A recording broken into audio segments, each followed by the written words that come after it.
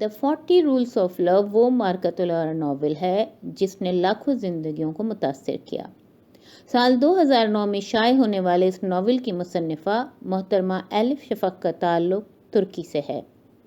اس novel کی اشاعت 40 سے زائد زبانوں میں ہوئی ہے اور آن لائن اس سے مستفید ہونے والے افراد کی تعداد کا تو کوئی شمار ہی نہیں ہے۔ نومبر 2019 میں بی بی سی نیوز نے اس ناول کو 100 موسٹ انفلوئنشل ناولز میں شامل کیا ہے۔ اردو سمجھنے والے سامعین کے لیے اس ناول کو اس ارادے کے ساتھ پیش کیا جا رہا ہے کہ یہ ناول ان کی زندگیوں میں مثبت تبدیلی لائے گا۔ ہم اس ناول کی صرف مرکزی کہانی پیش کر رہے ہیں۔ اس ناول میں 2 دریاؤں یعنی مولانا جلال الدین رومی اور صوفی درویش شمس تبریز کے ملنے اور ایک ہو کر حب الہی کے سمندر کی طرف بہنے کی عکاسی کی گئی ہے۔ یہ آڈیو سیریز محترمہ ہما انور کے ترجمے 40 چراغ عشق کے سے ماخوذ ہے۔ آواز خالدہ مرتضیٰ کی ہے۔ پیش لفظ 12ویں صدی کی طرح 13ویں صدی بھی اناطولیہ میں مذہبی تصادم، سیاسی تنازعوں اور طاقت و اختیار کے حصول کی خاطر لامتناہی کھینچاتانی کے حصار میں ایک ہنگامہ خیز دور تھا۔ مغرب میں صلیبیوں نے یروشلم کے راستے میں قسطنطنیہ پر قبضہ کیا اور اسے غارت کیا، جس کا نتیجہ بازنطینی سلطنت کی تقسیم کی صورت میں نکلا۔ مشرق میں انتہائی منظم منگول سپاہ نے عسکری ذہانت کے حامل چنگیز خان کی قیادت میں تیزی سے وسعت حاصل کی۔ اس دوران مختلف ترک قبائل باہمی لڑائیوں میں مصروف رہے اور بازنطینی اپنی کھوئی ہوئی سرزمین، دولت اور طاقت و اقتدار واپس لینے کی تگ و دو کرتے رہے۔ وہ بے مثال انتشار کا دور تھا جب عیسائی عیسائیوں سے، مسلمانوں سے عیسائی اور مسلمان مسلمانوں سے دست و گریباں رہے۔ کوئی بھی جس طرف کا بھی رخ کرتا، عداوت، اذیت و اضطراب اور شدید خوف تھا کہ آئندہ کیا ہوگا۔ اس سارے انتشار کے درمیان ایک ممتاز مسلمان عالم رہتے تھے جنہیں سب جلال الدین رومی کے نام سے جانتے تھے۔ ان کی عرفیت تھی مولانا، یعنی ہمارے استاد، جو انہیں بہت سے لوگ کہتے تھے۔ پورے علاقے میں اور اس سے باہر بھی ان کے ہزاروں شاگرد اور عقیدت مند تھے اور انہیں سب مسلمانوں کے لیے مینار نور سمجھا جاتا تھا۔ 1244 عیسوی میں مولانا رومی کی ملاقات صوفی درویش شمس تبریز سے ہوئی۔ غیر روایتی انداز و اطوار اور ملحدانہ دعووں والے ایک سرگرداں درویش۔ ان کی اتفاقی ملاقات نے دونوں کی زندگیاں بدل دیں۔ ایک ہی وقت میں یہ آغاز تھا ایک مضبوط اور منفرد دوستی کا، جسے آنے والی صدیوں میں صوفیہ نے 2 دریاؤں کے ملاپ سے تشبیہ دینا تھی۔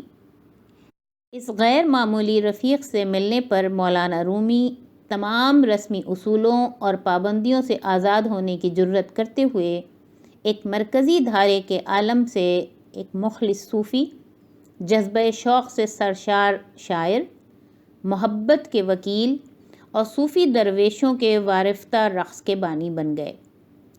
گہرائی میں جمے تعصب اور تصادم کے دور میں وہ اپنے دروازے تمام پس منظر کے لوگوں کے لیے کھولتے ہوئے آفاقی روحانیت کے لیے اٹھ کھڑے ہوئے۔ ظاہری جہاد کی بجائے جسے کافروں کے خلاف جنگ کے طور پر بیان کیا جاتا ہے اور جس پر ان دنوں کی طرح آج بھی بہت سے لوگ عمل کرتے ہیں، رومی باطنی جہاد کے لیے اٹھے، جس کا مقصد اپنی انا، نفس کے خلاف لڑنا اور آخر اس پر غلبہ پانا تھا۔ تاہم ان خیالات کا خیر مقدم ہر کسی نے نہ کیا، بالکل جیسے سب لوگ محبت کے لیے اپنے در دل وا نہیں کرتے۔ شمس تبریز اور مولانا رومی کے درمیان مضبوط روحانی تعلق افواہوں، بہتان اور اعتراض کا ہدف بن گیا۔ وہ غلط فہمی کا نشانہ بنے، ان سے حسد کیا گیا، انہیں رسوا کیا گیا اور آخر میں ان کے قریب ترین لوگوں نے ان سے دغا کی۔ اپنی ملاقات کے 3 سال بعد وہ المیہ انداز میں جدا ہو گئے، لیکن داستان یہیں ختم نہیں ہوتی۔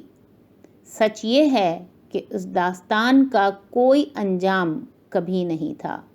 تقریباً 800 سال بیت چکے ہیں، لیکن شمس تبریز اور مولانا رومی کی روحیں آج بھی زندہ ہیں، ہمارے درمیان کہیں رقصاں۔ قسط نمبر 1، قاتل اسکندریہ، نومبر 1252 عیسوی۔ بلا شک کنویں کے تاریک پانیوں کی تہہ میں وہ اب مردہ ہے، پھر بھی جہاں کہیں میں جاؤں اس کی آنکھیں میرا پیچھا کرتی ہیں، روشن اور مروب کن آنکھیں، اوپر آسمان پر بدشگونی سے معلق 2 ستاروں کی طرح۔ میں اسکندریہ آ گیا، اس امید میں کہ اگر میں دور دراز سفر کر جاؤں تو میں ان چپتی یادوں سے فرار ہو سکتا تھا اور میرے دماغ میں گونجتی وہ آہوازاری رک سکتی تھی، وہ آخری چیخ جو اس کے چہرے کے خون میں بھیگنے، اس کی آنکھیں باہر ابلنے اور اس کا گلا ایک ناتمام سانس میں بند ہونے سے پہلے اس کے حلق سے نکلی گی۔ خنجر گھوپے گئے، زخم کھائے آدمی کا الوداع، پھندے میں پھنسے بیڑیے کی دردناک چیخ۔ جب آپ کسی کی جان لیتے ہیں تو اس شخص کی کوئی چیز آپ میں منتقل ہو جاتی ہے، آہ، خوشبو یا کوئی انداز۔ میں اسے ستم رسیدہ کی بددعا کہتا ہوں۔ یہ آپ کے بدن سے چمٹ جاتی ہے، آپ کی جلد میں گھس کر سیدھی دل کا رخ کرتی ہے اور یوں آپ کے اندر رہنے بسنے لگتی ہے۔ وہ لوگ جو مجھے سڑک پر چلتا پھرتا دیکھتے ہیں کسی طور یہ نہیں جانتے، لیکن میرے اندر ان تمام آدمیوں کے نشانات یا سراغ زندہ ہیں جن کی جانیں میں نے لی ہیں۔ میں کسی نادیدہ ہار کی طرح انہیں اپنی گردن میں پہنتا ہوں، ان کی موجودگی اپنے بدن پر محسوس کرتے ہوئے کسی ہوئی اور بوجھل۔ اگرچہ یہ تکلیف دہ محسوس ہوتا ہے، مگر میں اس بوجھ کے ساتھ جینے کا عادی ہو چکا ہوں اور اسے اپنے کام کے حصے کے طور پر قبول کر لیا ہے۔ جب سے قابیل نے حابیل کا قتل کیا ہے، ہر قاتل میں وہ آدمی سانس لیتا ہے جسے اس نے قتل کیا، اتنا تو میں جانتا ہی ہوں۔ مجھے اس پر پریشانی نہیں ہوتی، اب مزید نہیں ہوتی، لیکن پھر پچھلے واقعے کے بعد میں اس قدر بری طرح گڑبڑا کیوں گیا تھا؟ اس بار شروع سے ہی سب کچھ مختلف تھا۔ مثال کے طور پر یہ لے لیں کہ مجھے ذمہ داری کیسے ملی، یا مجھے اس کے بجائے کہنا چاہیے کہ ذمہ داری نے مجھے کیسے تلاش کیا۔ 1248 عیسوی کے موسم بہار کی ابتدا میں قونیہ میں ایک قیبہ خانے کے مالک کے لیے کام کر رہا تھا۔ 2 جنسیہ خواجہ سرا جو اپنے غصے اور غضب کے لیے مشہور تھا، میری ذمہ داری تھی کہ طوائفوں کو قابو کرنے میں اس کی مدد کروں اور جو گاہک آپے سے باہر ہو جائیں انہیں دھمکاؤں۔ مجھے وہ دن واضح طور پر یاد ہے، میں ایک طوائف کی تلاش میں تھا جو خدا کی تلاش و جستجو میں قہبہ خانے سے فرار ہو گئی تھی۔ وہ ایک خوبصورت لڑکی تھی جس نے میرا دل توڑا تھا، اور اب جب میں اس کو پکڑ لیتا تو میں اس کا چہرہ اس بری طرح مسخ کرنے والا تھا کہ کوئی بھی مرد اس پر کبھی دوسری نظر نہ ڈالنا چاہتا۔ میں اس بے وقوف عورت کو پکڑنے کے قریب ہی تھا جب مجھے اپنی دہلیز پر ایک پراسرار خط ملا۔ میں نے لکھنا پڑھنا کبھی نہ سیکھا تھا، سو میں اسے مدرسے لے گیا، جہاں میں نے خط پڑھنے کے لیے ایک طالب علم کو ادائیگی کی۔ کھلا یہ کہ وہ ایک گمنام خط تھا جس کے آخر میں درج تھا: چند سچے مسلمان۔ ہمیں مستند ذرائع سے معلوم ہوا ہے کہ تم کہاں سے ہو اور تم اصل میں کون ہو۔ خط میں لکھا تھا: حشاشین کے پرانے رکن ہو۔ ہم یہ بھی جانتے ہیں کہ حسن بن صبا کی موت اور تمہارے رہنماؤں کے حراست میں لیے جانے کے بعد تنظیم ویسی نہیں رہی جیسی کبھی ہوا کرتی تھی۔ تم سزا سے بچنے کے لیے قونیہ آئے ہو اور تب سے تم بھیس میں ہو۔ خط میں لکھا تھا کہ ایک بڑے اہم معاملے میں میری خدمات کی فوری ضرورت تھی۔ اس میں یقین دہانی کروائی گئی تھی کہ معاوضہ اطمینان بخش ہوگا۔ اگر مجھے دلچسپی تھی تو مجھے ایک مشہور مے خانے میں اسی شام تاریکی پھیلنے کے بعد پہنچنا تھا۔ وہاں پہنچ کر مجھے کھڑکی کے قریب ترین میز پر دروازے کی طرف پشت کر کے سر جھکا کر اور اپنی نگاہیں فرش پر جما کر بیٹھ جانا تھا۔ جلد ہی میرے پاس وہ ایک یا ایک سے زیادہ آدمی پہنچ جاتے جنہیں میری خدمات حاصل کرنی تھیں۔ وہ مجھے وہ تمام معلومات دیتے جن کی مجھے ضرورت تھی۔ ان کے آنے، ان کے جانے اور گفتگو کے درمیان کسی موقع پر بھی میں اپنے سر کو اٹھا کر ان کے چہروں کو دیکھ نہیں سکتا تھا۔ وہ ایک عجیب خط تھا، لیکن پھر میں گاہکوں کے خپتی پن کا عادی تھا۔ برسوں میں میری خدمات ہر طرح کے لوگوں نے حاصل کی تھیں اور ان میں سے بیشتر اپنے نام خفیہ رکھنا چاہتے تھے۔ تجربے نے مجھے یہ سکھایا تھا کہ اکثر و بیشتر جو گاہک زیادہ سختی سے اپنی شناخت چھپانا چاہتا ہے وہ اپنے شکار کے اسی قدر قریب ہوتا ہے، لیکن یہ میرا درد سر نہیں تھا۔ میرا کام تھا قتل کرنا، اپنی ذمہ داری کے عقب میں موجود اسباب کی تفتیش کرنا میرا کام نہ تھا۔ برسوں پہلے جب سے قلعہ الموت کو چھوڑا تھا میں نے اپنے لیے اسی زندگی کا انتخاب کیا تھا۔ میں بہرحال سوال شاذ و نادر ہی کرتا تھا۔ میں سوال کروں بھی کیوں؟ جن لوگوں کو میں جانتا ہوں ان میں سے بیشتر کم سے کم کسی ایک شخص سے چھٹکارا پانا چاہتے ہیں۔ یہ حقیقت ہے کہ وہ اس بارے میں کچھ کرتے نہیں۔ اس کا یہ مطلب نہیں کہ وہ قتل کرنے کی خواہش سے مامون ہیں۔ در حقیقت ہر کوئی کسی نہ کسی کی جان لینا چاہتا ہے۔ لوگ اس بات کو تب تک نہیں سمجھتے جب تک یہ خود ان کے ساتھ پیش نہیں آتا۔ وہ خود کو قتل کے ناقابل سمجھتے ہیں، لیکن یہ صرف اتفاق کا معاملہ ہے۔ بعض اوقات ان کے غصے کو ہوا دینے کے لیے ایک اشارہ ہی کافی ہوتا ہے۔ کوئی با ارادہ غلط فہمی، کسی ذرا سی بات پر جھڑپ یا پھر بس کسی غلط وقت پر کسی غلط جگہ موجود ہونے پر ایسے لوگوں میں ایک تباہ کن لہر ابھر آتی ہے جو دوسری صورت میں شائستہ اور نفیس لوگ ہوتے ہیں۔ لیکن قتل کوئی بھی کر سکتا ہے، لیکن کسی اجنبی کو بے حسی سے ہر کوئی قتل نہیں کر سکتا۔ یہی مقام ہے جہاں منظر میں داخل ہوتا ہوں۔ میں نے دوسروں کے حصے کا گندا کام کیا، حتیٰ کہ خدا نے بھی اپنی مقدس حکمت میں میرے جیسے کسی شخص کی ضرورت کو تسلیم کیا جب اس نے موت کے فرشتے کے طور پر اسرائیل کو لوگوں کی زندگیاں ختم کرنے کی ذمہ داری پر مامور کیا۔ اس صورت میں انسان اس فرشتے سے خوف کھاتے، اسے بد دعا دیتے اور اسی سے نفرت کرتے ہیں، جبکہ خدا کے ہاتھ صاف اور اس کا نام بے داغ رہتا ہے۔ یہ فرشتے کے ساتھ انصاف نہ تھا، لیکن پھر یہ دنیا اپنے انصاف کے باعث نہیں پہچانی جاتی۔ جب تاریکی پوری طرح پھیل گئی میں مے خانے میں پہنچا۔ کھڑکی کے ساتھ والی میز پر چہرے پر زخم کا نشان لیے ایک شخص بیٹھا تھا جو گہری نیند میں لگتا تھا۔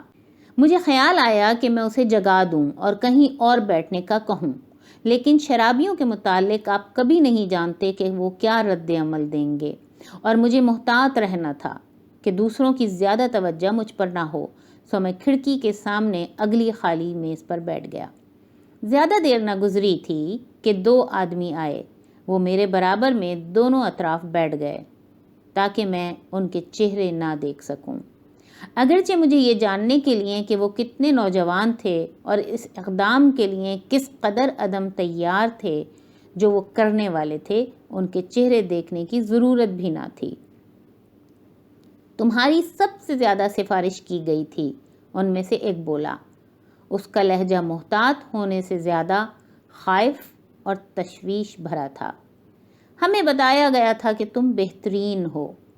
جس انداز سے اس نے یہ سب کہا، یہ بات مزاحیہ محسوس ہوئی، مگر میں نے اپنی مسکراہٹ دبا لی۔ میں نے محسوس کیا کہ وہ مجھ سے خائف تھے، جو کہ اچھی بات تھی۔ اگر وہ خاصے خوف زدہ تھے تو وہ میرے ساتھ کچھ غلط کرنے کی جرأت نہ کر سکتے تھے۔ سو میں نے کہا، ہاں میں بہترین ہوں، یہی وجہ ہے کہ لوگ مجھے گیدڑ سر عیار کہتے ہیں۔ میں نے اپنے گاہکوں کو کبھی مایوس نہیں کیا، چاہے میرا کام کتنا ہی مشکل کیوں نہ ہو۔ اچھی بات ہے، اس نے گہری سانس بھری، کیونکہ ہو سکتا ہے کہ یہ آسان کام نہ ہو۔ اب دوسرا آدمی بولا، دیکھو، ایک آدمی ہے جس نے اپنے بہت سے دشمن بنا لیے ہیں۔ وہ جب سے اس شہر میں آیا ہے، مصیبت کے سوا کچھ نہیں لایا۔ ہم اسے کئی بار تنبیہ کر چکے ہیں، مگر وہ ہماری بات پر کوئی توجہ نہیں دیتا۔ اگر کوئی فرق پڑا ہے تو یہ کہ وہ زیادہ جھگڑالو ہو گیا ہے۔ اس نے ہمارے پاس اور کوئی چارہ نہیں چھوڑا۔ ہمیشہ ایسا ہی ہوتا تھا، ہر معاملہ طے کرنے سے پہلے گاہک اپنی وضاحت دینے کی کوشش کرتے تھے، یوں جیسے میری اجازت اس اقدام کی سنگینی کو کم کر سکتی تھی جو وہ کرنے والے تھے۔ میں جانتا ہوں تمہارا کیا مطلب ہے، مجھے بتاؤ یہ آدمی کون ہے، میں نے پوچھا۔ وہ نام بتانے میں ہچکچاہٹ کا شکار دکھائی دیے، اس کے بجائے مبہم سی تفصیل بتانے لگے۔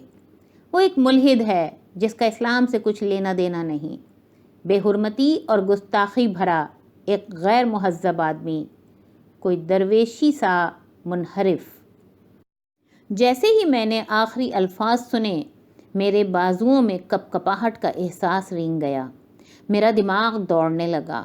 میں نے ہر قسم کے لوگ قتل کیے تھے، نوجوان، بوڑھے، مرد اور عورتیں، لیکن درویش، کوئی ایمان والا شخص، ان میں سے کوئی بھی نہیں تھا۔ میری اپنی تہمات تھیں اور میں خدا کے غضب کو بلاوا نہیں دینا چاہتا تھا کہ سب کچھ کے باوجود میں خدا پر یقین رکھتا تھا۔ مجھے خدشہ ہے کہ مجھے انکار کرنا ہوگا۔ میرا نہیں خیال کہ میں کسی درویش کی جان لے سکتا ہوں، تم کسی اور کو تلاش کر لو۔ یہ کہہ کر میں رخصت ہونے کے لیے اٹھ کھڑا ہوا، لیکن ان میں سے ایک آدمی نے میرا ہاتھ تھام لیا اور التجا کی، ٹھہرو، برائے مہربانی، تمہارا معاوضہ تمہاری کوشش کے موافق ہوگا۔ تمہارا جو بھی معاوضہ ہے ہم اس سے دگنا دینے کو تیار ہیں۔ 3 گنا کے بارے میں کیا کہتے ہو؟ میں نے اس بارے میں قائل ہو کر پوچھا کہ وہ اتنی زیادہ رقم نہیں دے پائیں گے، لیکن مجھے حیرت ہوئی جب ذرا سی ہچکچاہٹ کے بعد دونوں راضی ہو گئے۔ میں سراسیمہ ہو کر واپس بیٹھ گیا۔ اتنی رقم کے ساتھ میں آخر کار آسانی سے اپنے لیے دلہن حاصل کر کے شادی کر سکتا تھا اور گزر بسر کیسے ہو اس پر فکر مند ہونا چھوڑ سکتا تھا۔ کوئی درویش تھا یا نہیں، اس رقم کے عوض تو کوئی بھی قتل کا مستحق تھا۔ اس لمحے میں کیسے جان سکتا تھا کہ میں اپنی زندگی کی سب سے بڑی غلطی کرنے جا رہا تھا اور باقی عمر اس پر پچھتانے میں گزار دیتا؟ میں کیسے جان سکتا تھا کہ کسی درویش کا قتل اس قدر مشکل ہوگا، اور یہ کہ اس کی موت کے عرصہ بعد بھی اس کے کسی خنجر جیسی تیز نگاہ ہر جگہ میرا پیچھا کرتی رہے گی؟ تب سے 4 برس گزر چکے ہیں جب میں نے اس صحن میں اسے چھرا گھونپا تھا اور اس کی لاش ٹھکانے لگانے کو کنویں میں گرائی تھی، ایک چھپاکے کے انتظار میں جو کبھی سنائی نہ دیا۔ کوئی ہلکی سی آواز تک نہیں سنائی دی۔ یوں تھا جیسے وہ نیچے پانی میں گرنے کے بجائے اوپر افلاک میں چلا گیا تھا۔ مجھے اب بھی سوتے میں ڈراؤنے خواب نظر آتے ہیں، اور اگر میں پانی کو دیکھتا ہوں، چند لحظے سے زیادہ کسی بھی طرح کے پانی کو، تو ایک سرد دہشت میرے پورے بدن کو اپنی گرفت میں لے لیتی ہے اور مجھے ابکائی سی آ جاتی ہے۔